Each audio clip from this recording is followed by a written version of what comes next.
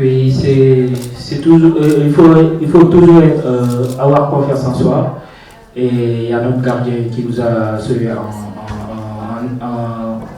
comment dirais-je, en arrêtant un penalty décisif.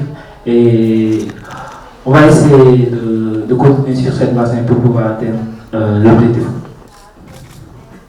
Ouais. Oui, c'est un match comme tous les matchs. On va essayer d'aborder ça comme qu'on a fait ce soir.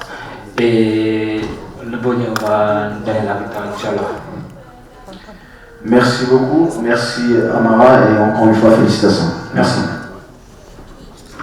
Félicitations pour votre victoire aujourd'hui face au Congo. Première question, ce fut une victoire difficile et on pourrait même dire que peut-être le penalty raté par le Congo a été le tournant du match. D'abord, il faut rendre grâce à Dieu.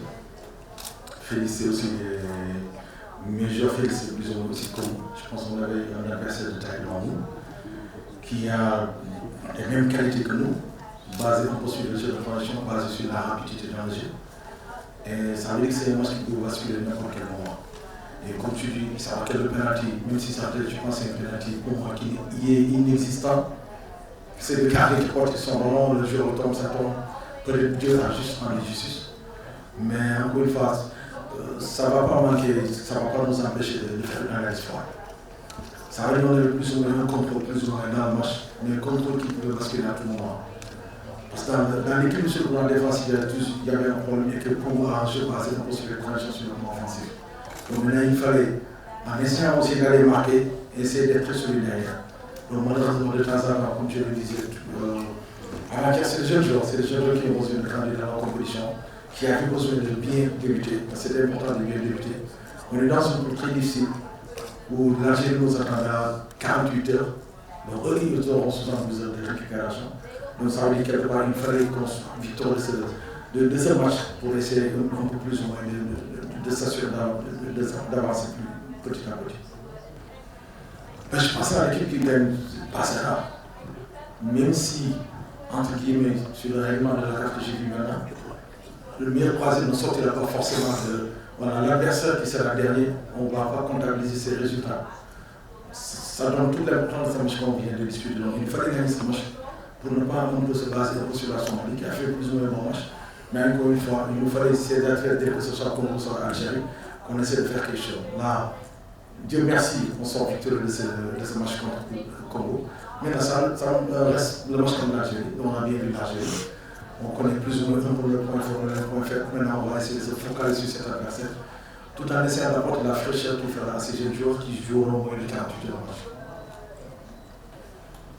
Mais je pense que c'est un bon match. Je crois que ça va de Somalie les novices.